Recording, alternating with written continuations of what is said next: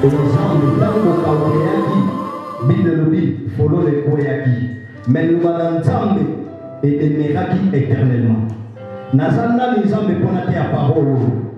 Naïdi que Nazan Mouton, Nazan Aposa, Nana la sentiment. Mais les hommes de l'eau kangai, afin que Yomo Jésus, au moment où il soit peuple. Parce que Bible le dit, mon peuple sera enseigné de moi-même. Zamina lingana lingua meilleur monana. Na rendre l'esprit nosso. Et de la parole. Na rendre mon innocence fait au nom de Jésus-Christ. Nom de Jésus. La force de présence. Il y a le livre au centre et régné. Et dans l'équipe sous le nom de Jésus. N'a pas dit qu'à peuple sur la parole. N'a pas beaucoup ensemble. Et je ne permets pas au diable de venir arracher ne fût-ce qu'un mot de ce que nous allons écouter ce matin. La permet que vous dites si matin le moment quand vous voyez yo zalanza na biso ne badeki no suka na kongo ya sumasia kwanza mungu wetu tunashuka beteli kwa mambo makasi ndio zangu ya mambo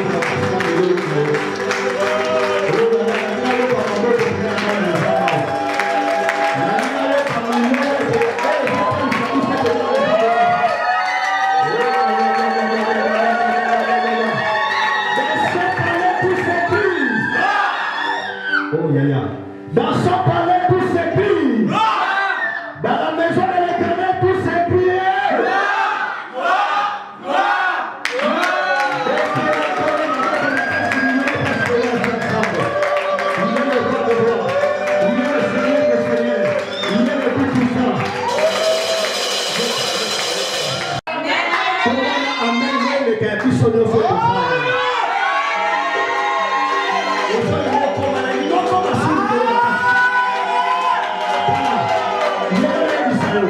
Dimension ya foi na yo ya wewe tina napenda ndio dimension ya pardon na zote ya wewe. Amen. Biso to mambo ilele wa.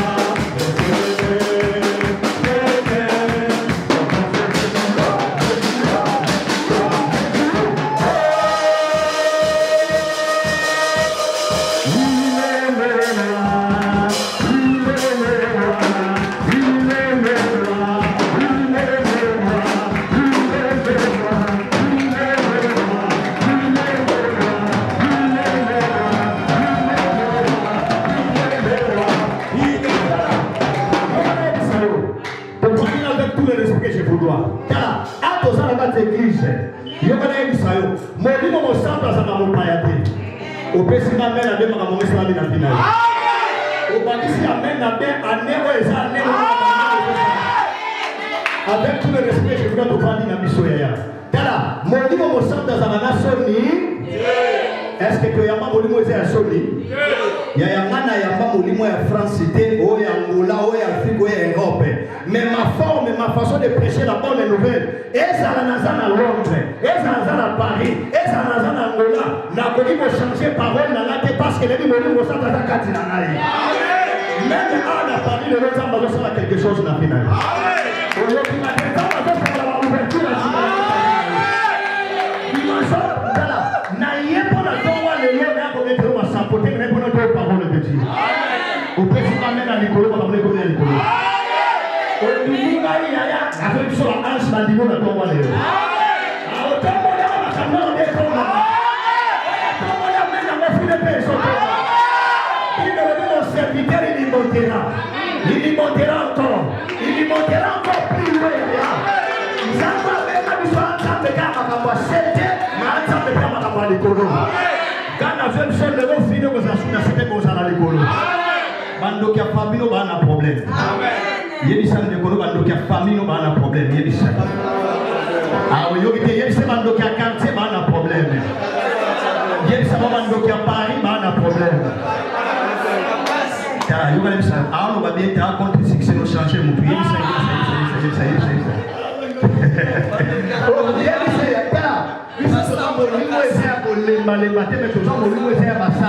a au nom de Jésus-Christ. Alors, un grand thé, j'ai béni premièrement les révérends Obed. Moi, je m'appelle l'évangéliste Georges, je viens de l'Angola. Mais je suis remercier Moussa Lanzambe pour la considération de cher. Parce que cher, on va l'examen de nos côtés. Comment on a les années cher. Donc, c'est que ça paye cher. Alors, le bon appel Sinaï, Nalingi, les lois n'a pas la vie à mon Tala, Nalingi, les samtumoko, Nalingi, les paroles, les lois échauffées dans nos vies. Tala, échauffées ma promesse en tant que ça casse vie. Tala, parole, les lois ma tchatchao, yaya, vous savez, nous autres, il en fait que tu n'avais changé. Si on veut changer, qu'est-ce qu'il y a au Cameroun? Il fait changer parce que c'est lui que nous avons reçu, il ne change pas, il s'appelle Rabbi. Mais parce que lui, il est Rabbi, il ne change pas. Toi, ta vie doit changer au nom de Jésus-Christ. Il fait changer au nom de Jésus. N'a pas moi de passer dans un milieu sur Bazawa, ma serviteur de Dieu, ma collaborateur, ma ministre de Dieu, avec tout le respect de mon dimi, alors passer Robert après Sangaï Mater. Dans un ministère évangélique, mais je dirige une grande église. Alors, parmi ma terre, pour moi, quelques points, il y a les 5 ministères, il y a 4 points pour comprendre. On ça m'amène bien. Amen. Parce que ma télé, les lots, ma chambre est rêve, la révélation de la parole de Dieu. C'est la révélation de la parole de Dieu qui m'éclaire. Puis ça m'amène à bien. Alors, quand elle a parlé, les lots, et ça est intitulé La marche avec Dieu, c'est la victoire. Donc, autant pour la Nzambé, et ça l'a mis, et longue et sale. Et ça m'amène à bien. Amen. Balobi kotambo na maloba ya papa kurutu na binote. Balobi kotambo na maloba ya noko na binote. Tala, ngana zwe biso malédiction équiparate même aux anakata Paris aux en France. Et ça m'amène à bien. Amen. Mais ngana yebi dès le sénégal africain, to botami na baloi ou ça na bakutine. Ou pesi ngana na beta mapamboli. Bademo bako ba France té. Bademo bako ba Londres té. Bademo bako ba Europe té. Mais bademo baba ka kombo Jésus-Christ. Pour Bible le dit que tout chez nous fléchira devant le nom de qui? De Jésus-Christ. Et ça m'amène à bien. Oyakoti kamutu na parité, oyakoti kamutu na mokili oyote. Donc il y a le droit de vivre quelque chose dans la vie. Il y a le droit de vivre quelque chose dans la vie.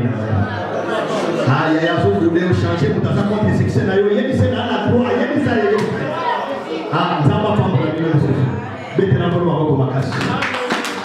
la marche avec l'éternel, c'est la victoire. Bien aimé, je ne peux jamais développer un message sans pourtant dans le signifie la marche. Parce que dans un moment, dans la marche, dans un moment, dans l'éternel, puis dans la victoire. Donc la marche avec l'éternel, c'est la victoire. Et qu'est-ce que signifie la marche? Et ça m'amène à bien. Amen. Bien aimé dans le Seigneur. Je vais expliquer premièrement. Thème nangai ko bapesingai to molimo sa bapesingai yango. Tanto soina passion bête, nati ya biso Saint-Esprit na bapesinga mate ya oyo, nati ya biso la marche avec Dieu c'est la victoire. Dans la carte ya vie ya mtu faut tambola nani na Nzambe. Au tambola na Nzambe il y a aussi des principes. Et tant que tambola na Nzambe pas on doit se retourner dans Nzambe là. Muto tourner na yebi Nzambe. Mais nous devons penser qu'il y a aussi des principes. Tant que nous tambola nani na Nzambe. Et ça m'amène à bien. Amen. Alors, bien dans le Seigneur, quand on dit marche, marche signifie un. Et nous avons la marche, action de marcher. Et ça m'amène à bien. Amen. Donc, marche signifie action de marcher. Bah, il y a un mouvement d'une chose, d'une troupe qui se déplace. Donc, marche, vous appelle mouvement, il y a un mouton, il y a un déplacement. Marche, vous appelle, bien aimé dans le Seigneur, déplacement, oh, c'est un troupe militaire, parce que la carte de guerre. En mort, victoire. Nous avons expliqué très bien, puis nous avons expliqué dans nos marches premièrement. Donc, tant que l'on dit que marche, c'est un mouvement, il y a un logo, et son nom. Bah, dit que d'une troupe qui se déplace, mouvement d'un mécanisme, mouvement d'un astre. Tout le monde n'aime pas astre dans l'écolo, quand on dit, étoile peut déplacer. Et ça l'amène à bien. Donc, en bref, quand on dit marche, donc on doit avoir la carte, il y a un mouvement. Bah marche c'est délai. Bah marche va troupe. Tu vois comment on appelle marche on a la Belgique va tomboki. Oh tenez ça on a boye il y a ma politique là c'est très bien. Bah comment on va dire au temps on va dire au marché. On doit avoir marche délai. Mais moi, je ne vais pas parler de ces marches-là. Et marche, c'est le bon moment. Et tant que marche, il y a un astre. Tous appels la marche à catégorie de manifestation. Dès qu'on a une manifestation, ils ont au salama. Tous appels la marche, air de musique destinée. Dès qu'ils sont tombés dans la musique, tout le monde avec la musique, il va dire très bien. Tant que marche, c'est-à-dire que toi, la marche, tu es tombé dans demi-temps. Tous ont marché à 2 temps. Tous ont marché à 3 temps. Au moins, ils ont marché à demi-temps. Nous avons marché à 3 temps. Moi, je vais là, et vous allez et ça va bien. Donc, moi, qui est marqué dans ma toile pour donner la musique, c'est l'art de combiner les sons d'une manière agréable à l'oreille. Donc, ma marche, on va mettre ta marche de 2 temps, on va mettre ta marche de 4 temps. Donc, c'est une marche aussi. Mais moi, je ne suis pas là. Nous, on ne pas pour vous expliquer. Je vous parle comme un enseignant, mais dans la catégorie un évangéliste. Dans le côté de la catégorie d'évangéliste, vous comprenez. Mais ça va bien. Alors, bien dans le temps la marche ou air de musique est destinée à accompagner. Nous avons aussi la marche d'une troupe d'une catégorie partie d'un escalier sur lequel on pose les pieds. Tu appelles la marche, nous sommes tous les moments dans la terre, nous avons la marche, nous sommes à la ligne, on t'a sonné. Et ça m'amène à bien. Est-ce que nous allons comprendre ou est-ce que nous allons se faire comprendre? Donc, pour nous, même dans mon tout cas, et ça fait la place où nous sommes dans le marche pied. Il y a un joueur Isaïo. Bible est joué Missanabo. Yogana Fokole Wesao. Nzamba Soba na makomine. Alors dit qu'il reste à ma droite jusqu'à ce que je ferai tes anniversaires ton marche pied. Na semaine Nzamba Soba comme ça va mouna no marche pied. Alors yoki ngate ta mouna bala na vina yo ya. Babo comme appelle marche pied. Mais comme mouna la comme marche pied na yo. Et ça c'est na yo tambola na nani. Kala mutaso tambola na nzambe ya. Ataba tu balingo te nzambe na libola so linga yo. Ya ngana zo qui sont ça dans partout.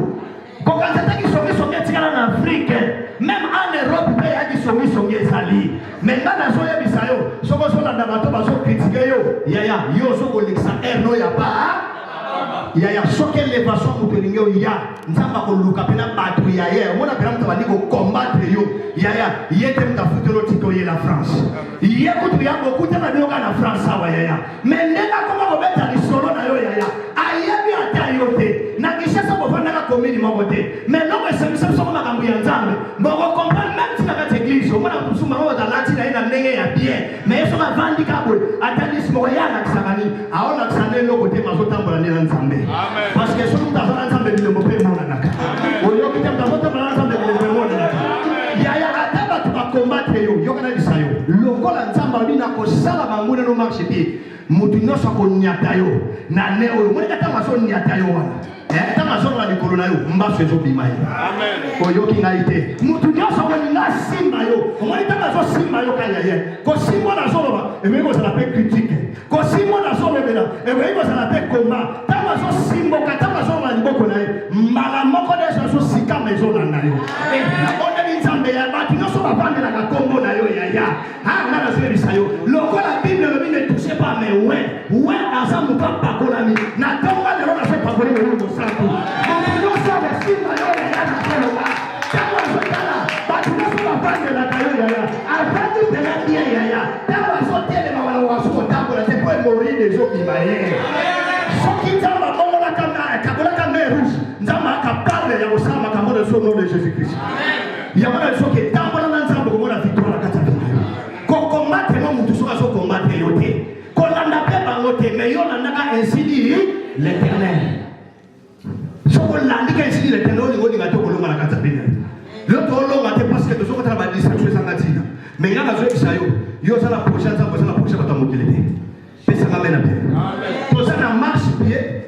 Alors, et c'est belé, mais je n'ai plus le temps parce que nous disons ok. Tant qu'on dit l'Éternel, bref, l'Éternel signifie. Tant qu'on dit l'Éternel signifie qui n'a ni commencement, ni fin, qui semble ne devoir pas finir. La difficulté orthographique, tu vois, donc, Nzambe oya zanga et bandeli. Nzambe oya zanga pe sukatala. Lokola nzamba sukate na yebi suwe. Longola maloba wana. Yana mwana nzamba so tambola na nzambe. Soki yo yebi ke yo tambola na nzambe. Ndeso changer langage na kata final. Ndongo banande ba tuno so baloba ate. Mutasa na nzambe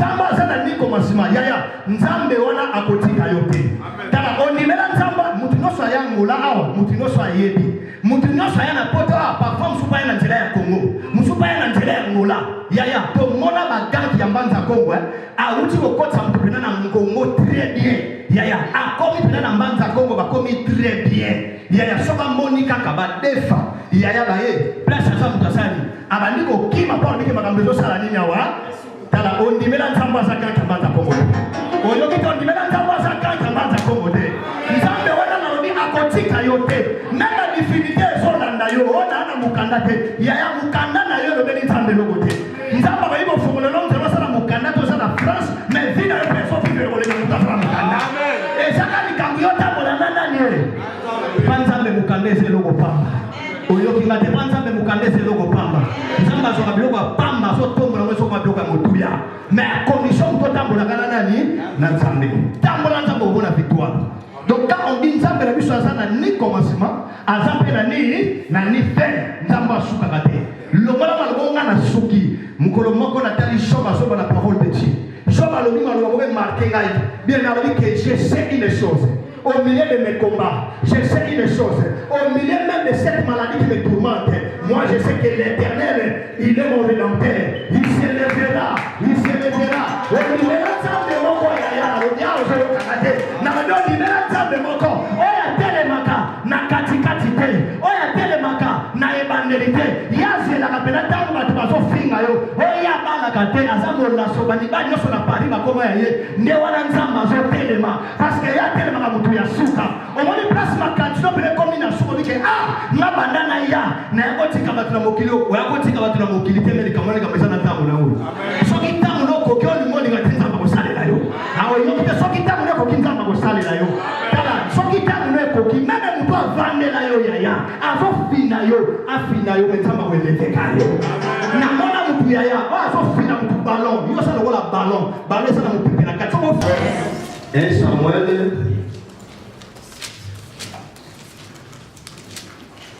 soki ndeko moko azwi yango wana ntanda akoki kotangela biso 1 Samuel chapitre 32 verset 32 okosuka tina 45 mais yo na ndako okoki kotanga na yo na tikino na 47 48 on comprendre histoire oyo nini oyo ezongela kolobela biso. Oui, 1 Samuel chapitre 32 45 à chapitre 32 1 Samuel 16 32 1 Samuel 17 verset 32 1 Samuel 16 verset 32 1 Samuel 17 verset 32 à 45 nous lisons au nom de Jésus. Amen.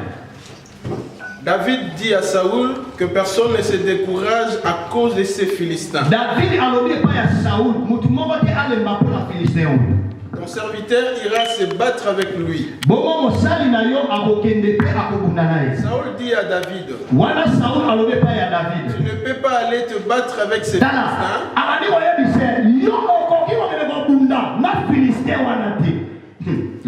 Car tu es un enfant. Et il est un homme de guerre dès sa naissance.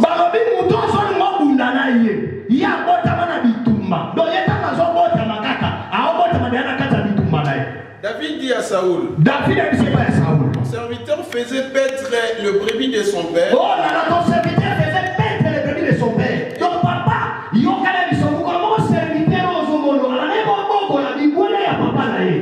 et quand un lion ou un ours venait enlever une du troupeau, je courais après lui, je le frappais,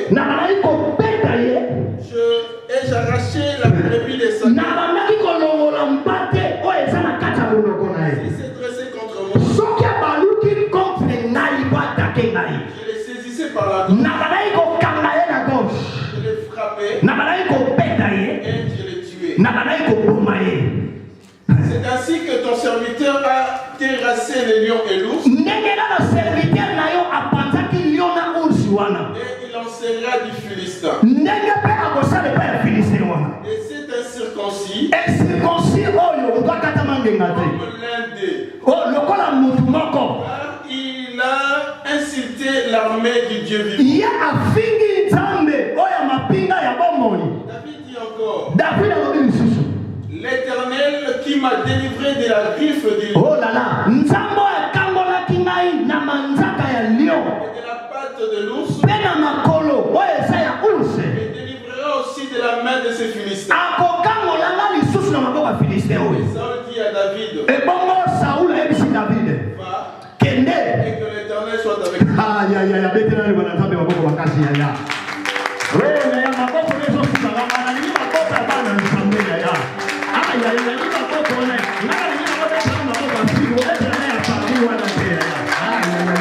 Na ni maboko na tana wana ya ya. Sasa na ni pute ya ya. Ah. Oh la parole de Dieu. Quelle est la vérité? Voilà ce qu'on va constater sur le monde de la place où tu vas prendre dans ma parole. Nanga bien. Verset 38. Place dans une thème là oui. Saul fit mettre ses vêtements à David. Yoka Saul sikota mamoni makamwana alomoni bilamba na ye alati kwa David. Il plaça sur sa tête un casque de rein. Alati sie na mutu de casque kwa ya rein ya mabende. Et le revêtit d'une cuirasse. Alati sie pe na cuirasse. David craignit le paix de Saoul. Et bongo David azwa ki penza mbeli ya Saul Par-dessus ses vêtements. azwi yango likolo ya bilamba wana che. Et voulut marcher. Tanga linga tambola lati bilamba wana. Il n'avait pas encore essayé. Tango ka meki kaka nanu kuta meki te. Mais il dit à Saoul. Ayebi se pa ya Saul. Je ne puis pas marcher avec cette armure. Yoka binakoki kotambola na bibundeli oyo te. Tona ba arme oyo pesina boko tambola nango te. Yo tambola na bilamba ya nani? Otambola na bibundeli ya nani? Otambola na maloba ya nani? Otambola na fina yo. Ya ndemo yo so tambola na nani? Continue papa. Je n'y suis pas accoutumé. Abi je ne suis pas accoutumé donc na muta accoutumé te yo zo sala ngabu. Na je sa mutu moko lelo ni molinga te kutima famille mnezo kwe. Oyo kite ya kutima libota no ezo kwe. Kutima makoko na bino ezo kwe. Je ne suis pas accoutumé. Continue. Et il s'en débarrassa. Il prit en main son bâton. Dans sa veste de berger. Puis sa fronde à la main. Il s'avança contre le Philistin. Les Philistins s'approcha peu à peu de et l'homme qui portait son bouclier marchait devant lui.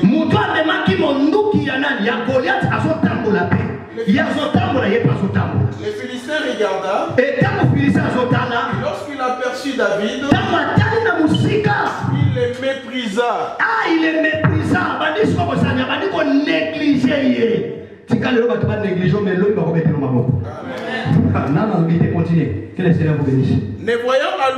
Ne voyant en lui qu'un enfant, blond et d'une belle figure,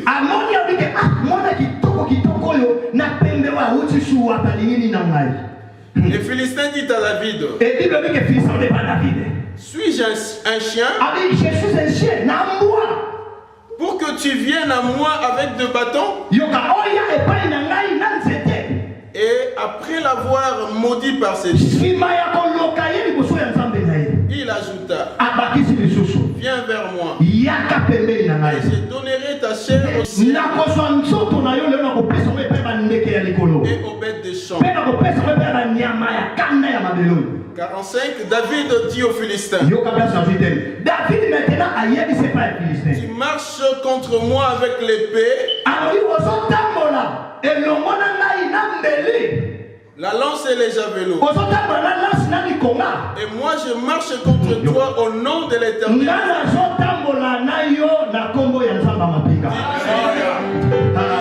des armées d'Israël,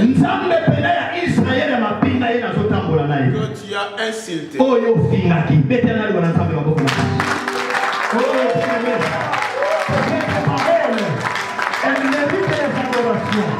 C'est une parole qui mérite les acclamations. C'est une parole qui mérite les honneurs. Les dignes soient de l'honneur, Seigneur. Parce que c'est une bonne parole qui est venue. Aïe, aïe, aïe, aïe, aïe, aïe, aïe, aïe, aïe, aïe, aïe, aïe, aïe,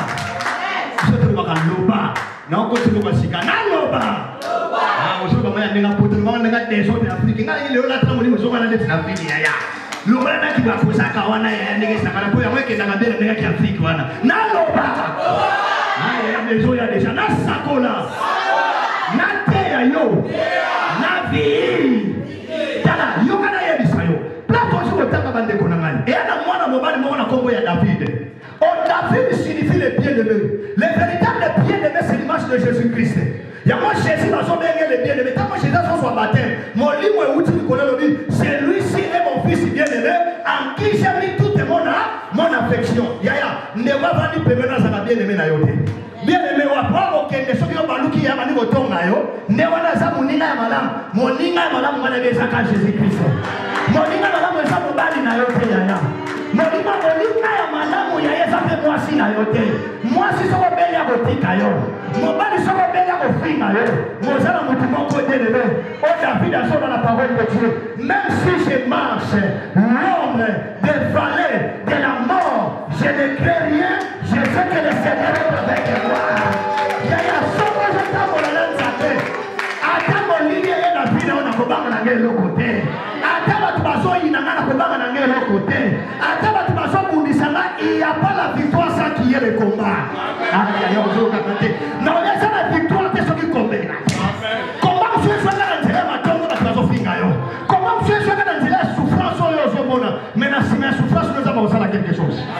Parce que David a dit que yo wati nete ya okene bitumba. David va bota makine libote Isai. Histoire les amulai. Son niveau simba ba Isai ba nenge Saul a zwaki kibokonzi. Mais yo comprendre bien lokomoko que Saul tama zwaki kibokonzi na ye. Ye azwaki onction de bengi fiole. Donc fiole on a kopale. Tama pakola ke mafuta ba pokole na nzela ya nini ya kopale. Mais David, oh Saul a comment dit kibokonzi na ye selon la volonté des hommes. Tala na mokili koninga te ba mokili bandi molinga nzamba ndima. Oyo kite so muta mokili ndimia ko balukela yo lobi. Mutu atale ya mama mususu ya nenge yo sawa okosala mukanda ya mutu te mais yo kosala pena mukanda ya yo moko po lobi soko suivi bokoma ga ngakutu mutu na sala be ponto ane kabongo ya mani David kama mekaki bilamba ya Saul akokite alike je ne suis pas akutimita nzambe pa pambolesa kate na nzela ya mutu nzamba ko fungola likolo ye moko alaksingu ya kibonzambe na ye pe a changer fino batamokete bakabwe oyo kingate vida yo pweso esakate ke ole kana intermédiaire nzamba sala makambo ko kamusa batu na mokili makambo nzamba sala ke kamusa na batu o nzamba sala ga yaya o mboni ngate ya batu bandima kaba ko betero maboko makasi amen.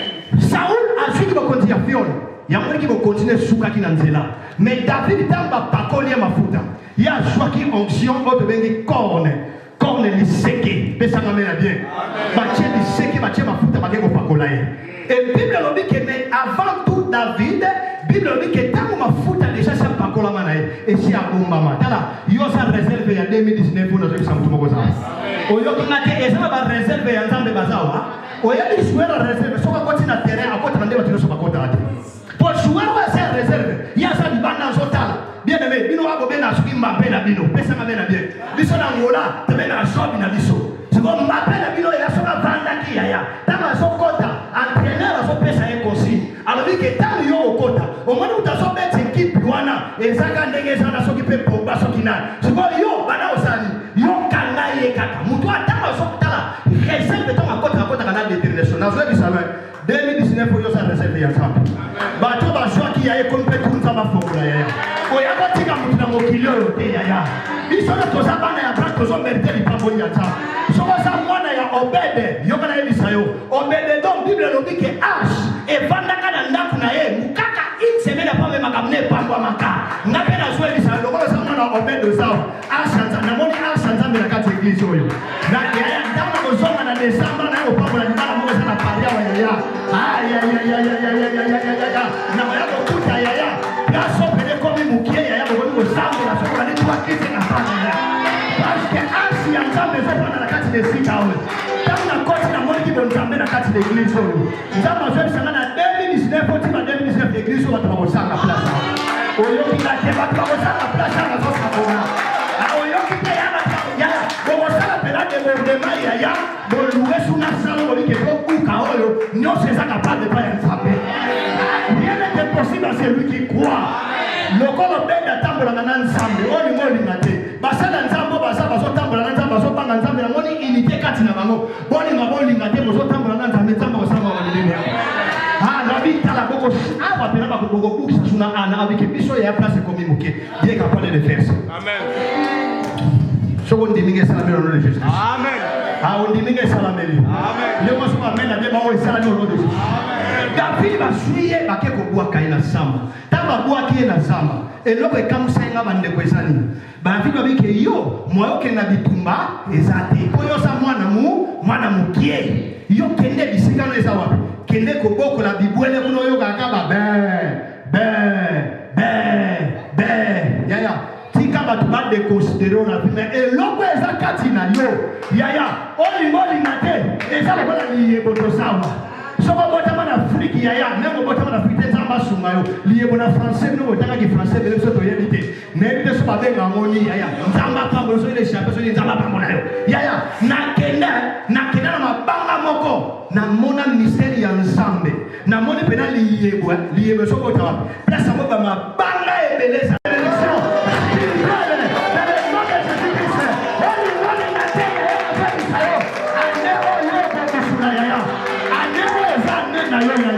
Ngana ngola bena ngamu pepe mwana kasi nanga nefe nanga wa yebi nana nze moto yeba ngwe tala mo pepe ye mo pepe tala mo pepe ye mo pepe tala mo pepe sikanya ye eza mo pepe tala mo lele koma kawala tikale sura ni ho ya rouge pour aller pour l'attaquer ma belle ya moya monyo pesa ngamela bien ikapo za mwana nzambe zamona na pema na Dieu sait ah ils ont été en Afrique et ça bon. Moi là tout ça là c'est madame Jésus yaki. Jésus tout le lina sale lo litala. Na tongo ya lo lingi Jésus sale la yo. O lingi Jésus sale ni na kata vina yo. Makamanza pesa mama ko wela na te. Eza ni kamte to wela na ka oto sala to funda na to goma na no. Ya mwe ba poisson komi. Mais to tambola na nzambe. Ya to li ngate to tambola ba principe. Même so ba sala nzambe. So to ko tambola ka ba principe. To yeba ko oto laka. Il y a Lyon. Parce que tout ça va passer, pasteur Ben permettre n'a pas le bayango. Tout ça va passer pour bien vous vendre. Tout ça va pas qu'on va empâter pour bien vous empâter à y a nani, il y a Nzambe. On soit crédit là yo. Oh maman ba ko négligé. Bon maman de mon ça faire aller. Ba pese ga crédit moi sur mes motos comme on est. Casio peut que des choses.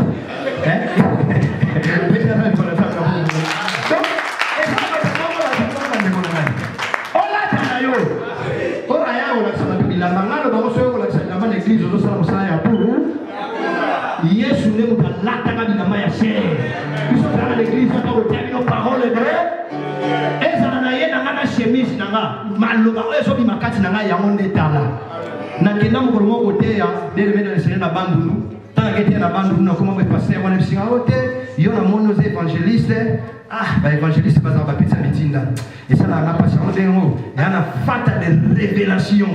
Donc nous devons comprendre que vous êtes passé dans un mukolo, vous êtes vision apôtre, vous prophète, le soir vous êtes évangéliste, vous êtes à Muki.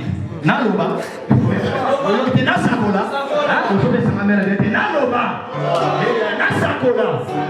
Pour l'année, l'homme regarde ce qui frappe les. Parce que vous avez connaissé la période, na kenda pe mo kolamo ya na pantoufle mo ya new fe kata na kota sima wana ya. Tana be ka c'est évangéliste social, il est venu tout. Voilà qui français ya batabani, on te souhaite. Ani ko tana ti mo no ya on te souhaite.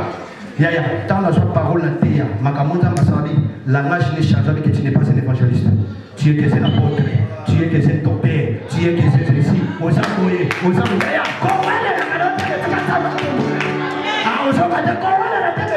Ya panzambe, eso no es pasteur, eso no es évangéliste, eso no es prophète. Et le meni nzambe loko, mais quand ça toté yande, toni samai, batba na mai basa. Mette comme anini témoignage parce que moi na mobile on les va bêter ça mette ne comme témoignage. J'ai déjà dit que dans la moto biki hier soir c'est sous soi mettre nos salani. Mais c'est une punition. Mais Jésus t'a dit c'est que je vais mettre na yo. Pas yeba que batu bakondima yete ta na mokilo ni mo ni ngate batu bakondima yote. Mais ça na mutu mo bakondima Jésus Christ. Jésus ne mutu bakondima la kata bina yo. Les 5 ministères, David a Kenda à l'Okota 5 Mabanga. Tant à qui va déconner, on va combattre, on va se tourner, à qui va déconner. À la vie, quand on a la mouton, on va dire. Premier principe de la vie, yo mono so refu ki ngane o finale sa kufuna so mukana nu yo to beti 10 ans 10 ans panza mbe ana problème mo wodi o yo ki ngate 20 ans panza mbe sana problème te ah o yo ki ngate 10 ans panza mbe ana problème te likamuno panza mbe yaya esa lokola litanga ya mai mo ko eno océan tamo mai wa litanga ko eno océan ka wonya ba disute yaya bible mo principe les plusieurs des derniers seront les premiers et plusieurs des premiers seront les derniers. Yaya, yo baso seko lelo, mais l'homme va travailler au début pas yo. L'homme va au seko te do pas yo. Comme ça ne pas naie, yaya kalikili va tamoki les kalikili ya nzambe te. On ça baso cancel ya va tamoki baso cancel auto. David va négliger mais l'homme ça la cancel na e bima kaka. Yo pe l'homme ça cancel no ngoli ngate boki. David place ça là qui a l'autre 5 pierres. Tant l'autre 5 pierres. 5 pierres dans la Bible. Tant que le chiffre 5. 1 et ça chiffre la grâce. Tant que la grâce. Ça c'est la première chose. Chiffre 5 est dans la Bible, chiffre de la grâce. 2 et ça chiffre à faveur. 3 et ça chiffre à travail. Et ça m'amène à bien. Parce que les bons sont les 5 missa. Yaya, ataba ibi yombo mona zo bisa lokolo zala misa pichaka bo changu. Okotaka ba million. Okobana na 1 euro okosuka na ba milliard d'euros. Oyo kitoko bana mwana moko suka na 12 pays d'Israël. Ah osoyo kanga ite ya. Na loboko bana na 1 euro okosuka na ba milliard d'euros. Okobana na mwana moko ya oya botaka te ya bakolo ba pena akomi konandisa bango pour ça tambola nanza ha. Soki tambola ekoki. David a gagné le 5 pierres, tant le 5 pierres wana. Place à Zalaka. Bible le dit, or 5 pierres peuvent la les 5 ministères. Et ça m'amène à dire. Or 5 ministères de Bimila. Ce qu'on t'a dit dans Exode. Est-ce que dans Tazoyo Kanga? Amen. Est-ce que dans Tazoyo Kanga? Amen. 5 ministères. Et ça qui va. Ministère, bien aimé, les 5 ministères, c'est chose, il y a ombre à venir. Ce qu'on t'a dit dans Exode chapitre 21, verset 1er. Na droit à restitution. Na Israël, ce qui nous a yimi, ngombe ya batu. Toi yimi, agneau, pour offrir rien à Mbeka. Azana droit à restitution, ça combien, hein? 5 ngombe. Est-ce que ça comprend? Donc, ce qui va coûter, au niveau de l'Oboma, donc, on dit déjà ngombe pour que offrir rien de Kapanzambe. Parce que ça va gagner, dans Exode chapitre 21, verset 1er. Ozana 3 fois foutre 5 ngombe Nicolo. Il y a un moment où on a Éphésiens chapitre 4. Au Kiti Éphésiens chapitre 4, Yohana. Personne m'amène à bien. Au Kiti Éphésiens chapitre 4, au Bali, verset 10. On comprend comment on va tenir la version Éphésiens pour les ressources. Est-ce que vous avez ensemble les 5 ministères? Et c'est très important dans l'église. Et ça pour édifier l'église. Nous avons des dons différents. Dans l'église, nous avons des pasteurs. Nous avons des prophètes. Nous avons des apôtres. Nous avons des évangélistes. Il faut dans les églises qu'il y ait des évangélistes. Il faut dans l'église qu'il y ait des pasteurs. Bien, David a toujours 5 pierres. Éphésiens chapitre 4, verset 10. Yoga. Doit y réussir sur place l'évangéliste et Babimela. Pour tout ce que ça a. Éphésiens chapitre 4, verset 10 à 11, nous lisons le nom de Jésus. Amen. C'est lui qui est descendu, c'est le même qui est monté au-dessus de tous les cieux.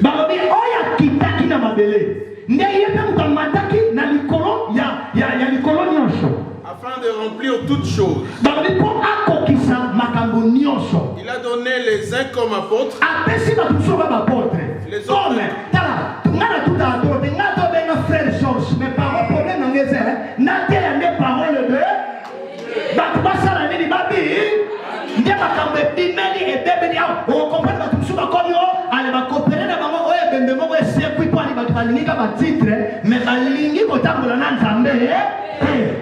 Moi je suis apôtre, oh moi je suis ici, oh moi je suis comme ça. Yaya, toi la poste n'est ton ministre mai, il dit mon ami Sani. Oh yo qui te toi la poste ton ministre mai, il dit mon ami Sani, et Binda, et Salanini, parce que l'église c'est Bethesda. Beth signifie maison. Et ça signifie miséricorde, la maison de la miséricorde. Donc vous avez l'église n'a mawanaye, voisonga, nakati na nakuna ese.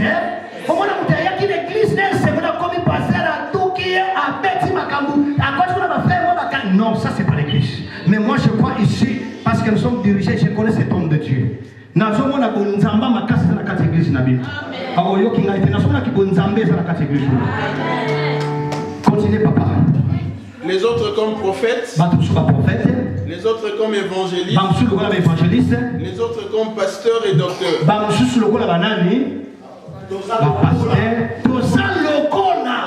Mais nous ne sommes pas des véritables. On est véritable, c'est qui? C'est Jésus-Christ qui est le véritable. C'est lui qui a dit que je suis la vie éternelle, la vie éternelle. Et ça nous a évangélisé, n'a pas sali l'ensemble. Et ça n'a pas passé à côté de la volonté.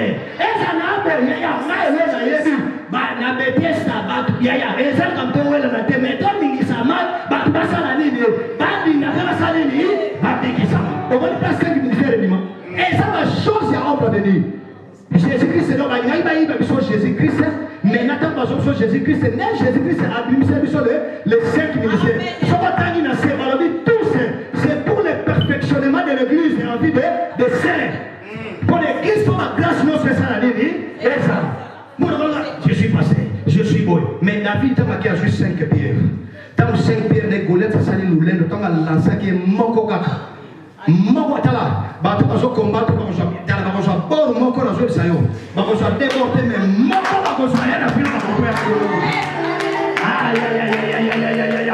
Au pesina mena de ya bazo jouer bon non. Ne bazo tambola na nzamba taba dindiso na libulu ya moto na kobanga eloko. Il est le fait de Ataba qui n'a la liboulou, il y a Bankosi, ne va pas qui Daniel a succès. Daniel a le boulot Bankosi, vous connaissez ça. L'homme des milliers à Saladini, aïe, à qui doit, mais ça m'amène à bien. Au moins, il y a un peu de choses, il y a un peu de choses, mais ça a un homme des milliers, mon passage. Bateau va mettre à balle et yébi. Dans le loi de football, balle et mettre à milliers d'idées. Qui Daniel, mais chacun avait des mecs qu'on a pour la moto temps bataille, nous avons vu un troisième homme. Le troisième homme que nous avons vu là, il ressemble comme les fils de Dieu. Et ça va bien. Dans la bonne ambassade, il y a des camotos, il y a des français, même les français, il y a des gens qui ont été na vie na nzamba kwa tombo lesa kama mboko kwa nakate même on va na zamba na vie na zamba tombo laki beta bwana nzamba mboko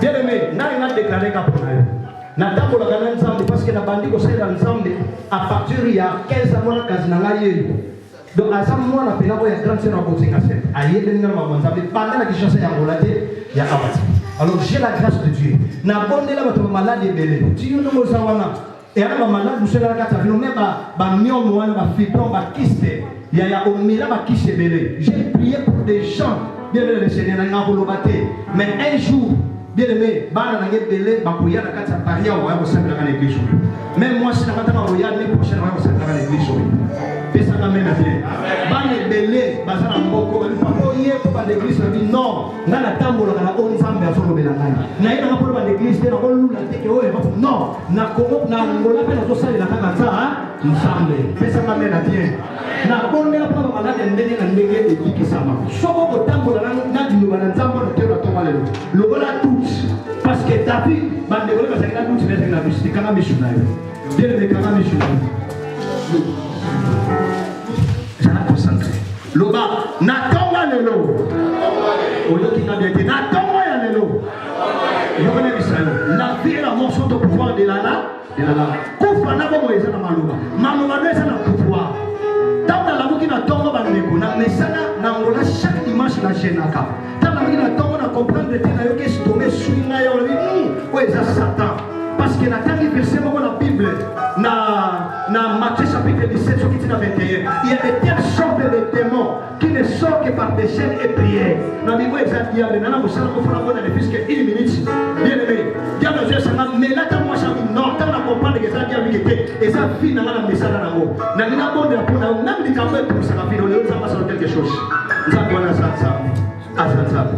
na ye yo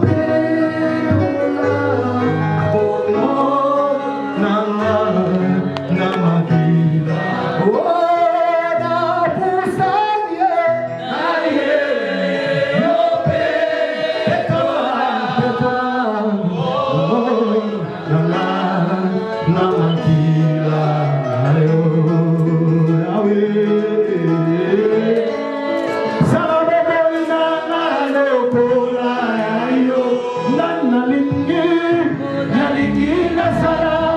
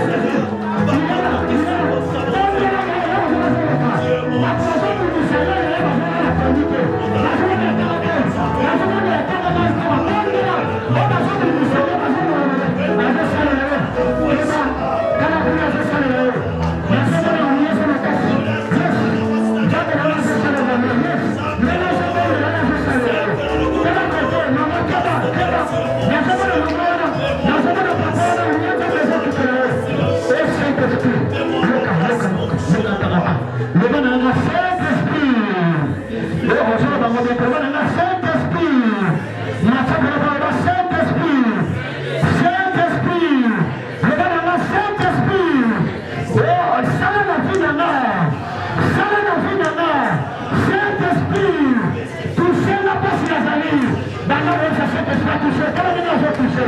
Je laisse ta famille, là, je prie.